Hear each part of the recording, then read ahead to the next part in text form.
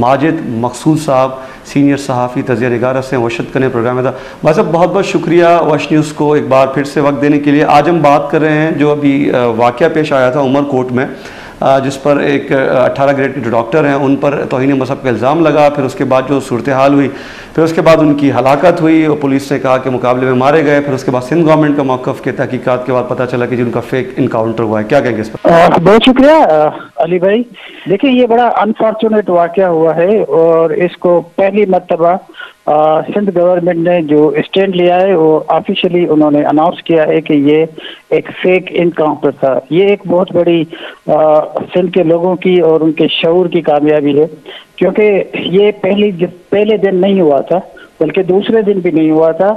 जब सिंध के लोगों ने देखा तो आपको पता होगा इस वाक़े के बारे में, जब ये हुआ तो लोगों में एक ऐसी खामोशी तारी थी कि लोग अपनी आवाज़ भी नहीं निकाल रहे थे। एक इतना डर था और खौफ था लोगों में। लेकिन उसके बाद धीरे धीरे आपने देखा कि सोशल मीडिया पे सिंध के लोगों ने इसको कंटेस्ट किया, प्रोटेस्ट किया और पूरे शहर और पूरी सिंध में प्रोटेस्ट शुरू हुआ।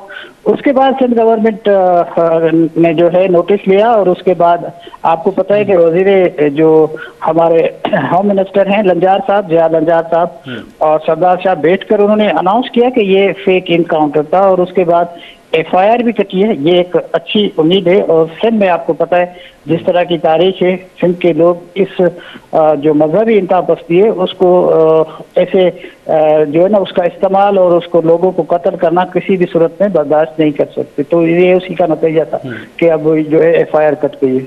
सही। उसके अलावा मतलब जो वाक़या जो पेश आया है, जो इल्ज़ाम उन पे लगे, जो उनका कहना है कि सोशल मीडिया के थ्रू फिर उन्होंने वज़ाती बयान भी जारी किया, आप क्या समझते हैं कि इस तरह के वाक़यात जो रूनुमा हो रहे हैं मंतकी अंजाम तक नहीं पहुँचते, जिस पर जो है ना वो इस पर अदालतों में अगर केस जाता भी है तो उसके फ़ैसले नहीं हो पाते। हाल ही में भी हमने इस्लामाबाद का भी एक केस देखा था जिसमें चीफ जस्टिस को भी जो है वो धमकी दी गई थी जब उन्होंने किसी को रिहा किया था इस तरह के केसेस में। तो ऐसा क्यों होता है? आप क्या समझते हैं, क्या अदालतें अगर जो है वो सज़ाएं दें तो आप नहीं समझते कि ऐसे वाक़यात को रोका जा सकता है? देखिए अली भाई ये तो बड़ा अनफॉर्चुनेटली, देखें आपने खुद ही मिसाल दिया, एक चीफ जस्टिस साहब थे जो अभी भी है हमारे, उसके लिए किसी एक बंदे ने अनाउंस किया कि हम इसका सर कलम करेंगे, उसका जो है बीहेडेड करेंगे, लेकिन वो बंदा अरेस्ट तक नहीं हुआ। उसके लिए फेक इन्फॉर्मेशन जरूर चली कि वो जो है वो अरेस्ट हुआ है, लेकिन वो अरेस्ट भी नहीं हुआ। तो ये तो अनफॉर्चुनेट बात है। अपने कोयटा में जो हुआ उसमें देखें कि एक बंदे ने उसको अपना रिलेशनशिप समझ के कि मेरा वो एक रिलेटिव है उसके पास जाता है और उसको वो कत्ल कर देता है। प्रेशर पड़ता है तो घर वाले अपने बंदे को डिसोन कर देते हैं। तो ये जब तक हमारी स्टेट इस पे देखें एक्शन नहीं लेगी तब तक आप कुछ भी नहीं कर सकते। आपको पता होगा कि हमारे पास ये जो साइबर क्राइम है उसके लिए डिजिटल दहशतगर्दी का भी नाम जो है दिया गया है और उसकी कानून साजी भी हुई है कि अब डिजिटल दहशतगर्दी को हम तस्लीम नहीं करेंगे। लेकिन आप देखेंगे ये जो लोग एक्सट्रीमिस्ट जो लोग हैं, इंतहा पसंद लोग हैं, ये किस तरह की दहशतगर्दी कर रहे हैं और किस तरह की लोगों को थ्रेट कर रहे हैं, लोगों की जिंदगी अजीरन बना दी है। अब मैं थोड़ी सी रोशनी डालूंगा इस केस पे।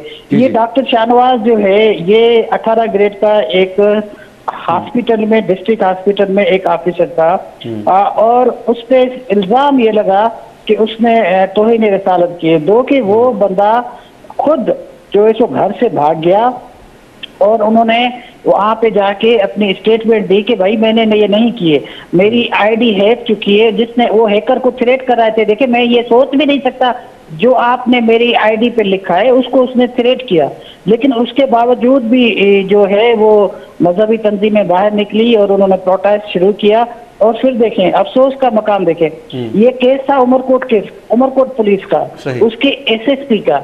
लेकिन होता यह है कि वजीर साहब बयान भी दे देते हैं कि मैंने बात भी की है DIG साहब के साथ कि इसको आपसे प्रोटेक्शन दी जाए और इसको बचाया जाए, इसकी हिफाजत की जाए। तो उसी के अगेंस्ट जो ये बंदा था एक्यूज, उसने अपना आपको सरेंडर किया है पुलिस के सामने कि भाई मेरे साथ मुझे थ्रेट्स है और मैं यहाँ बैठा हुआ हूँ और मुझे प्रोटेक्शन दी जाए।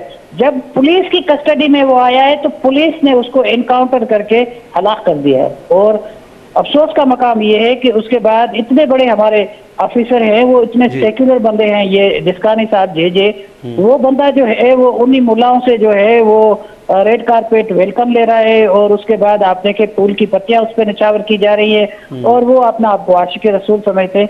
तो मेरे ख्याल है it's high time for Sindh government. अभी तक तो उन्होंने अच्छा किया है, लेकिन अभी तक सरहदी के साथ ऊपर एक FIR कटी है जिसने सबसे पहले इंसाइट किया था और उमरकोट की प्रेस क्लब पे खड़े होकर इनाम का एक ऐलान किया था। लेकिन उसके बाद आपने देखा होगा कि उस पर FIR तो जरूर कटी है, जो सिंध के लोगों की डिमांड को एक्सेप्ट किया गया है, लेकिन उसका वो अरेस्ट नहीं हुआ। तो मैं समझता हूँ जब तक सिंध गवर्नमेंट अगर दूसरे सूबों को, सिंध को अगर अलग रखना चाहती है, जिस तरह हमारे लोग सिंध के जो है ना इसको बर्दाश्त नहीं करते, प्रोटेस्ट करते हैं। आपने देखा होगा कि पंजाब में ये जब होता है तो पंजाब की सिविल सोसाइटी खड़ी नहीं होती, KP में भी खड़ी नहीं होती, लेकिन सिंध में खड़ी हो जाती है। ये जो खूबसूरती है, अगर ये खूबसूरती को बरकरार रखना चाहते हैं तो यहाँ पर जो एक्सट्रीमिस्ट की जो अलामत बने हुए हैं, जो इस तरह के बयानात दे रहे हैं और अपने सोशल मीडिया को इस तरह इस्तेमाल कर रहे हैं जिससे इंसाइटमेंट होती है, उनके खिलाफ एक्शन करना होगा। जब तक ये नहीं होगा तो इस तरह के अनफॉर्चुनेट वाक़े होते रहेंगे। सर देखिए भाई साहब, आप भी यकीनी तौर पे आशिक रसूल हैं, मैं भी हूँ, हम सभी मुसलमान, जाहिर सी बात है आशिक रसूल है। लेकिन मजहबी हलकों से अगर मौक़िफ़ लें तो वो ये कहते हैं कि अदालतें चूँकि जो है वो सज़ा नहीं दे पाती, उन्हें रिहा कर दिया जाता है, इसलिए वो जो है वो ख़ुद से सज़ाएँ देते हैं या वो मजबूर हो जाते हैं कि उन्हें ख़ुद ही फ़ैसला करना पड़ता है, क्योंकि अदालतों में हमने देखा कि लोग रिहा हो जाते हैं और इल्ज़ाम जो है वो गलत साबित होता है। इस पर क्या कहेंगे? आप नहीं समझते कि अदालतों का भी कसूर है इसमें? अदालत को क्या चाहिए? प्रोसिक्यूशन चाहिए। अदालत ऐसे तो आपको किसी तरह पे सजा नहीं दे सकती। जब तक आप उसको प्रूफ देंगे, उसको एविडेंस दिखाएंगे, उसको विटनेस देंगे तो वो सजा देगी ना। तो ज्यादातर तो आपने देखा होगा कि जितने भी केस हैं वो तो अभी तक जो इन्वेस्टिगेशन हुई है, कोई एक बंदे ने भी एडमिट नहीं किया कि मैंने ये किया है। मैं एक मिसाल देना चाहता हूँ कि ये आसिया बीबी थी, वो यहाँ पर थी, उस पर इल्जाम लगा। बाहर तो उसको, कनाडा में तो कोई रोक नहीं सकता ना, लेकिन वहां बैठकर भी वो बड़े एहतराम के साथ हमारे प्यारे नबी सल्लल्लाहु अलैहि वसल्लम का नाम लेती है। तो ये कोई भी इस तरह, देखिए हमारे मुल्क में जब इस तरह की वोल्टाइल कंडीशन है, इस तरह की सूरत हाल है, मुझे बताएं, ये तो एक डेथ सर्टिफिकेट है ना जो इस तरह की बात करेगा। कौन पागल इस तरह करेगा? और दूसरी बात, अगर कोई बंदा साइकोलॉजिकल डिसऑर्डर है, किसी में प्रॉब्लम है, वो तो अल्लाह ने भी उनको माफ किया हुआ है। और दूसरी बात ये भी है, अहम बात ये है कि जो बंदा अगर करता भी है, अगर उस पर इल्जाम भी लगता है, उसको सफाई का मौका नहीं दिया जाता। वो कहता है हमने नहीं की, हम कहते नहीं तुमने की है। अभी एक क्लर्क जो मौलवी साहब है, तारिक मसूद साहब, वो क्या कह रहे हैं सर, आप देखें तो सही। उसने कहा कि अगर मेरे से गलती हो गई तो मैं माफी मांगता हूँ, मुझे माफ कर दे, मैं आइंदा इस तरह की बात में नहीं करूंगा। तो उसके लिए तो लोगों के पास फिर भी आप देखें कि थोड़ा सा सॉफ्ट कॉर्नर है। यही हक आपने किसी और को क्यों नहीं देना चाहते? जो तारिक मसूद साहब कह रहे हैं, मौलाना साहब, वही राइट आप डॉक्टर शाहनवाज को क्यों देना नहीं चाहते थे? इसी तरह वही जो कोयटा में जो बंदा जिसने ये हरकत की थी, उसके पास ये चॉइस क्यों नहीं थी? इसी तरह जितने भी लोग हैं उसको ये चॉइस होनी चाहिए। और देखें, हमारे प्यारे नबी मोहम्मद सल्लल्लाहु अलैहि वसल्लम की जो उम्र मुबारक थी वो 63 ईयर्स एज थी। उसकी पूरी जिंदगी में कभी ऐसा वाक़या नहीं हुआ। उसमें तो लोगों ने बड़ी उसको तकालीफ दी, उस पर मजालिम डाले, उसने हर किसी को माफ किया। तो पता नहीं, ये इस्लाम की तारीख है, हम इस्लाम की तारीख के स्टूडेंट है, हम कोई मौलाना नहीं है, कोई रिलीजियस स्कॉलर नहीं है, लेकिन पढ़ते तो रहते हैं सब। एज ए जर्नलिस्ट हम इस्लाम की स्टडी करते हैं, इस तरह की तारीख हमें नहीं मिलती। और इसको ये ऐसा भी देखा जा सकता है, जो 55 ममालिक है दुनिया में, इस्लामी ममालिक, किसी मुल्क में इस तरह की हरकत नहीं होती जो हमारे मुल्क में होती है। तो इसको मैं तो अनफॉर्चुनेटली कहूंगा कि हम तो ले पर्सन है, हम अपना दुख ही शेयर कर सकते हैं, काम तो स्टेट करेगी। और स्टेट हमारी जो सूबा सिंध है और हमारी पाकिस्तान जो हमारा मुल्क है, जब तक वहाँ की थिंकिंग और वहाँ के लोगों में तब्दीली नहीं आएगी तो ये वाक़यात अनफॉर्चुनेटली सर होते रहेंगे। देखिए, सिंध में एक तारीख रही है सिंध की, और एक मिसाल भी दी जाती है यहाँ पर मजहबी हम आहंगी की और भाईचारे की। यहाँ अमन के साथ रहते हैं। और सिंध का खुसूसन जो इलाका उमरकोट है, जिसे यूके भी कहा जाता है, तो उमरकोट में चूँकि वहाँ पॉपुलेशन हिंदू कम्युनिटी की भी ज़्यादा है, तो आप नहीं समझते कि वहाँ पर जो है वो इस तरह का भी, क्योंकि हिंदू कम्युनिटी जो है उनके लिए भी एक एग्जाम्पल भी है, जिस तरह ज़ाहिर सी बात है वो भी इस वाक़े से डरे हुए होंगे, और वहाँ पे हिंदू कम्युनिटी चूँकि ज़्यादा है। तो आप ये समझते सोची समझी साजिश के तहत कोई ऐसा ये वाक़या किया गया है? सर, इसमें मैं खुद तो बात नहीं कर सकता, लेकिन मुझे ये पता है कि सिंध के लोग इस तरह की हरकत नहीं कर सकते। ये मैं आपको यकीन से कह सकता हूँ। हमारे पास देखें, जो हिंदू बिरादरान है वो इतने पीसफुल है, हम मिसालें उनकी देखी है। मेरे अच्छे से अच्छे दोस्त हिंदू है, अनफॉर्चुनेटली मुसलमानों के साथ जो भी काम करते हैं तो हमें कुछ ना कुछ नुकसान होता है, कोई फ्रॉड धोखा होता है, वो तो बेचारे सहमे हुए होते हैं। और दूसरी बात ये है कि जो सिंध की तारीख में आप हिंदू देखेंगे तो वो बहुत ही पीसफुल रहते हैं, सिंध धरती को अपनी धरती मानते हैं। तो हमारे साथ वो होली भी साथ मनाते हैं, हमारे साथ वो ईदें भी साथ मनाते हैं। तो हमारी तो कम्युनिटी, उनका जो बांड है वो इतना मजबूत है, उसको तो कोई नहीं तोड़ सकता। लेकिन कोशिशें की जा रही है। जब आपने देखा कि with all respect DG ISPR ने कहा कि हमारे पास इतने मदरसे जो रजिस्टर्ड है, बाकी तो रजिस्टर्ड ही नहीं है। तो इस तरह की अनरजिस्टर्ड की एक मशरूम है जो थर में उगाई जा रही है और मदारिस जो है कायम किए जा रहे हैं। पता नहीं वहां पे कौन आता है, कौन पढ़ाता है। मैंने एक साबिक आर्मी के साथ इंटरव्यू किया था अपने विलाग में, तो उसने मुझे बताया कि ये पंजाब के लोग वहां जाते हैं और वो जाकर वहां को लोगों को जो है ना एक्सट्रीमिज्म के बारे में और एक्सट्रीमिज्म उनमें इनकलकेट करते हैं। ये एक रिटायर्ड फौजी का साहब मुझे बता रहे थे। तो मैं तो हैरान परेशान हूँ कि हमारी सिंध जो इतनी, आपने तारीख पढ़ी होगी तो हमेशा सूफियत पर यकीन रखती है। और हाँ, लोग कहते हैं, तारीख बताती है, हुजूर सल्लल्लाहु अलैहि वसल्लम कहते हैं कि हमें ठंडी हवाएं वहां से मिलती है सिंध से। तो आप देखें उमरकोट में जब कोई ये 10 मुहर्रम होती है या मुहर्रम शरीफ आता है तो वहाँ पे सबीलें लगती है, वहाँ पे मजालिस में हमारे हिंदू बिरादरान शिरकत करते हैं, मिट्टी में, थपारकर में। वो तो इस तरह की कभी बात सोच भी नहीं सकते, लेकिन उसके बावजूद वहाँ पे इस तरह की हरकत हो जाती है। और एक बंदा देखते हैं कि वो खड़े होकर प्रेस क्लब में इनामात की जो है वो ऐलानात करते हैं, उस पर कोई एक्शन भी नहीं होता। मैं इसको सिर्फ अनफॉर्चुनेटली कह सकता हूँ। लेकिन एक बात मैं बड़े वसूख से कह सकता हूँ कि सर ये जो एक्सट्रीमिज्म है सिंध में नहीं चल सकती। ये जो एक्सट्रीमिज्म है जो सिंध में जिस तरह समझते हैं कि लोग, जैसे केपी में बड़ी चली, केपी में लोगों में उसको इस्तेमाल भी किया गया, लेकिन सिंध में नहीं चल सकती। मेरे पास मैं आपको छोटी सी मिसाल देता हूँ। छोटी सी अकेडमी है, मैं बच्चों को पढ़ाता हूँ और मेरे पास सारे क्लासेस के बच्चे आते हैं। छोटे छोटे बच्चे आते हैं जो 6वीं 7वीं क्लास के बच्चे, मैं देखता हूँ वो भी बड़े मतलब है कि अमन की बात करते हैं। वो भी कहते हैं हिंदू हमारे भाई है। लेकिन कुछ जो दूसरी कम्युनिटी के लोग आते हैं उनमें पता नहीं वो उनके लिए नफरतें कहाँ से आ जाती है, कौन सिखाता है इनको। तो हमारी खमीर में ये चीज नहीं है कि हम किसी से नफरत करें। हम प्यार और मोहब्बत की बात करते हैं, सबके साथ रहने की बात करते हैं। इसीलिए आपने देखा होगा कि हमारी डेमोग्राफी तब्दील हो गई है, लेकिन सिंध के लोग कभी रिएक्ट नहीं करते। तो इस चीज को तो मैं वसूख के साथ कह सकता हूँ कि सिंध में एक्सट्रीमिज्म नहीं चल सकी। उसके लिए लोग लड़ेंगे, मरेंगे, अपनी जान भी कुर्बान कर देंगे, लेकिन इसको इस्तेमाल इस तरह नहीं होने देंगे। लेकिन क्या करें, ये तारीख हमें सिंध में ही मिली है, क्योंकि पंजाब में अगर हम बात करें इस तरह के जो केसेस हैं ब्लास्फेमी के, या हम KBK में अगर बात करें तो वहाँ पुलिस प्रोटेक्ट करती है, उसके बाद फिर वो अदालत में पेश किया जाता है, फिर तहकीकात होती है। लेकिन यहाँ इस नौयत का पहला ये वाक़या है जहाँ पुलिस ने खुद से ही फैसला कर दिया। और चूँकि उनकी वीडियो भी उन्होंने सोशल मीडिया पे उनकी वीडियो भी सर्कुलेट कर रही है, जिसमें उन्होंने कहा कि वो चाहते हैं कि इस पर जो है वो पाकिस्तान आर्मी हो या रेंजर्स हो या इदारे हों, वो उस पर तहकीकात करें। तो क्या वजह है कि आला अफसरान जो है उन्होंने भी बगैर तहकीक के जो है ना वो इस तरह इनकाउंटर कर दिया उनका? देखिए इसमें एक चीज बिल्कुल मिसिंग है जो हम समझना चाहते हैं। देखिए ये केस तो था, मैंने पहले शताब्द किया कि उमरकोट का था ना, उमरकोट के SSP को दिया गया था। तो अब SSP के साथ कौन डायरेक्ट उसको कर सकता है? SSP के साथ या तो DIG साहब बात कर सकते हैं, या कोई हाई अप्स कोई बात कर सकते हैं, या IG साहब या CM साहब या कोई प्राइम मिनिस्टर। इसके अलावा तो और कोई बात नहीं कर सकता। तो DIG साहब ने किस तरह ऑर्डर दिया अपने SSP को, या SSP ने दूसरे SSP के हैंड ओवर क्यों किया अपना केस? यहाँ पर इन्वेस्टिगेशन होनी चाहिए कि DIG साहब ने SSP को क्यों कहा कि ये जो है डॉक्टर साहब इनके हवाले किया जाए मीरपुर खास के लिए। तो इस पे बहुत बड़े सवालात है ना सर। टेक्निकली हिरार्की तो हमें यही बताती है कि DIG साहब है जो रेस्पॉन्सिबल है। तो अब देखते हैं कि इस पे क्या होता है। लेकिन पहली बात तो ये हुई, इस चीज को हुकूमत ने नोटिस लिया। आपको पता है शहीद बीबी रानी मोहतरमा बेनजीर भुट्टो इस एक्सट्रीमिज्म का शिकार हुई।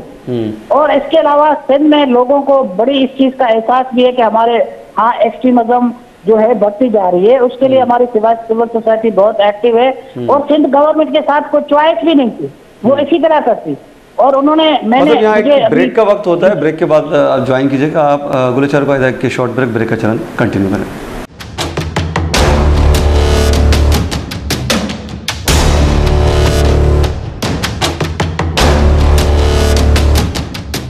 पुलिस को बरकत चरण शुमारा वशद कने प्रोग्राम आबाद सिंध लाइन सरा मौजूद हस्ते माजिद मकसूद साहब सीनियर सहाफ़ी तजिया निगार हस्ते हैं। मैं सब बात हो रही थी कि तहकीकात के हवाले से जो पुलिस की जानिब से जो फेक इनकाउंटर किया गया, अच्छा उसके अलावा वज़ीर दाखिला जो हैं उनका ये कहना है कि फैमिली अगर FIR दर्ज नहीं करवाती तो इस केस को जो है वो सिंध गवर्नमेंट इस पर केस FIR दर्ज करवाई। आप क्या समझते हैं कि मज़ीद क्या पेशरफ्त आपको उम्मीद है कि शफाफ तहकीकात होंगी? देखें, इसको तो मैं अप्रिशिएट करना चाहूँगा। आपको पता होगा ना, देखें हमारे मुल्क में ये बहुत कुछ होता है, जिसके साथ कोई जुल्म होता है उसके बाद उसके जो वारिस होते हैं उसको प्रेशराइज किया जाता है, उसको पैसे दिए जाते हैं, पैसों की लालच दी जाती है कि वो पीछे हट जाए। तो इसलिए अगर हुकूमत ने कहा है कि इसकी जो है वो हम रजिस्टर करेंगे, अगर वारसों ने नहीं की तो ये अच्छी बात है मेरे ख्याल है। सबसे अच्छी बात यह है कि अगर हुकूमत को इस बात का एहसास हो गया है, अगर सिंध हुकूमत ने ये कहा है कि ये फेक इनकाउंटर हमारी पुलिस ने किया है, तो मेरे ख्याल है ये बहुत बड़ी चीज है। देखें, पूरी दुनिया में क्राइम होता है, इसको तो आप भले अमेरिका हो, अमेरिका के जो प्रेसिडेंट है उस पर भी अटैक हो गया ना। क्राइम होना तो दुनिया में मामूल की बात है, लेकिन क्राइम के बाद जो हुकूमतें करती है उस पर बात होती है। तो सबसे पहले तो सिंध के लोग इस बात के जो सिंध गवर्नमेंट ने जो एक्शन लिया है वो बहुत अच्छा लिया है और प्रॉम्प्ट लिया है, और इसके अलावा उन्होंने ये भी इंश्योर किया है कि अगर वारिस पीछे हट गए हम पीछे नहीं हटेंगे। सरकार की मदद में जो है ना, सरकार के बिहाफ पे ये FIR दर्ज कराई जाएगी और इन्वेस्टिगेशन कराई जाएगी। और ये भी लोगों ने अपनी जो है डिमांड रखी है कि इसकी कोई जुडिशियल इंक्वायरी की जाए। अब देखते हैं क्या होता है आगे। अच्छा, इसके हवाले से दो चीज़ें हैं। एक तो वज़ीर दाखिला ने जो बात की गुफ्तगू में, उन्होंने जो उन पर इल्ज़ाम लगा तौहीन मज़हब का, उस पर तो उन्होंने बात नहीं की, लेकिन उन्होंने फेक इनकाउंटर के हवाले से कहा कि जी फेक इनकाउंटर हुआ है। आप भी समझते कि इस चीज़ की भी तहकीकात होनी चाहिए कि आया जो उन पर इल्ज़ामात थे वो दुरुस्त थे या तो फिर वो इल्ज़ामात लगाए गए थे उन पर? देखें, इसकी तहकीकात तो आप बिल्कुल कर सकते हैं, लेकिन उसकी वीडियो मौजूद है। जो बंदा कह रहा है कि मैंने ये नहीं किया और वो थ्रेट कर रहा है उन लोगों के साथ, उन लोगों को जिन्होंने किया है, उन्होंने किया है कि देखे मेरी ID हैक हुई है सही। और आपने जो कुछ किया है मैं इसको डिसऑन करता हूँ, मैं कभी सोच भी नहीं सकता। इससे ज्यादा कंट्राडिक्शन और तो मेरा ख्याल है कोई नहीं होनी चाहिए। और कोई उसके किस तरह के कोई ख्यालात थे वो हमें नहीं पता, क्योंकि वो उमरकोट से उसका ताल्लुक था, वो डॉक्टर था और अपना प्रोफेशनली वहाँ पे काम करता था। आम लोगों को उनके बारे में इतना नहीं पता, लेकिन जाहिर सी बात है वो एक एक्टिविस्ट भी था, उसकी बहुत सारी पोस्टें होगी, हो सकता है लोगों को किसी को एतराज हुआ हो, लेकिन ऐसी कोई पोस्ट उसने नहीं की जिसको उसने कैटेगरिकली रिफ्यूज किया है। बेशक यही तो हम चाहते हैं कि सर अगर कोई करे तो उसको कोर्ट में पेश करो ना। जी अगर किसी ने किया ही नहीं है, आप उस पर इल्जाम डाल के उसको इनकाउंटर करके बता देते हैं कि फैसला आप खुद ही कर देते हैं, कोर्ट के उसके पास अपना कोर्टों के पास वो केस जाता ही नहीं है, तो ये अफसोस का मुकाम है सर। मतलब मुस्तकबिल में इन वाक़यात को रोकने के लिए हुकूमत को क्या इक़दाम लेने चाहिए, क्योंकि हम देख रहे हैं कि माज़ी में भी इन वाक़यात में तेज़ी से इजाफ़ा हो रहा है, तो खुसूसन सिंध में भी वाक़यात बढ़ते जा रहे हैं इस तरह के, तो क्या इक़दाम लेने चाहिए हुकूमतों को इस बारे में? देखें, ये तो बहुत मुश्किल है कि आप पूरे पाकिस्तान में, अगर पाकिस्तान स्टेट अगर चाहे तो कुछ हो सकता है, लेकिन सिंध हुकूमत तब भी बहुत कुछ कर सकती है। सिंध हुकूमत ऐसे कवानीन बनाए कि ये लोग जो इंसाइटमेंट टू वायलेंस करते हैं सोशल मीडिया पे, जो माइक का गलत इस्तेमाल करते हैं उस पे कानून साजी करें, और जो शरीफ लोग अपनी कोई बात करते हैं उस पे उन पे इल्जाम लग जाते हैं, उसकी तहकीकात होनी चाहिए। सिंध हुकूमत बहुत कुछ कर सकती है, ऐसे लोगों के खिलाफ एक्शन ले जो इस तरह की। आप देखेंगे अभी भी अगर आप फेसबुक को खोलेंगे, कोई भी सोशल मीडिया साइट खोलेंगे, तो देखेंगे बहुत सारे ऐसे हेटरेट मटेरियल मिलेंगे आपको। लोग जो है वो इंसाइटमेंट टू वायलेंस कर रहे हैं, लोगों के खिलाफ बातें कर रहे हैं, इस्लाम के गलत इस्तेमाल कर रहे हैं, उसके यूजेज को कम किया जा सकता है। ये सारी काम सिंध हुकूमत कर सकती है। तो मेरे ख्याल है इसके लिए उसको लेजिस्लेशन करनी चाहिए। और एक बात और भी है, वो मैं ये करना चाहूंगा, वो ये है कि KP, बलूचिस्तान और ये पंजाब, वहाँ के जो लोग हैं वो कभी बाहर नहीं निकलते। वो हो सकता है इस चीज को टू सम एक्सटेंट डाइजेस्ट भी कर सकते हैं। अब जिस तरह पंजाब में हो रहा है, आए दिन किसी मिनॉरिटी के खिलाफ लोग खड़े हो रहे हैं। मतलब लोग तो निकलते हैं, लेकिन ऐसे वाकयात में नहीं निकलते। जो वाकया यहाँ पेश आया है, ऐसे वाकयात में नहीं निकलते, लेकिन वैसे रजिस्ट तो करते हैं पंजाब के लोग या KPK की, और फिर हुकूमतों की पॉलिसीज़ के खिलाफ हो या दीगर चीज़ों के खिलाफ। लेकिन खैर इस तरह की नौयत, ये जो वाकया पेश आया है, इस तरह के वाकयात में अमूमन आप ठीक कह रहे हैं कि सिंध की आवाम जो है बड़ी तादाद में बाहर निकली है फेक इनकाउंटर के हवाले से। जो इस तरह ये जो वाकया पेश आया है, इसमें कोई शक नहीं है सर, सिंध के लोग तो हमेशा खड़े होते हैं, और इस दफा जो खड़े हुए हैं वो तो हमें पूरी, न सिर्फ पाकिस्तान से बल्कि पूरी दुनिया से मैसेजेस आ रहे हैं कि सिंध के लोग एक्सट्रीमिज्म के खिलाफ खड़े हो गए। हमें तो बड़ी अप्रिसिएशन मिल रही है सर।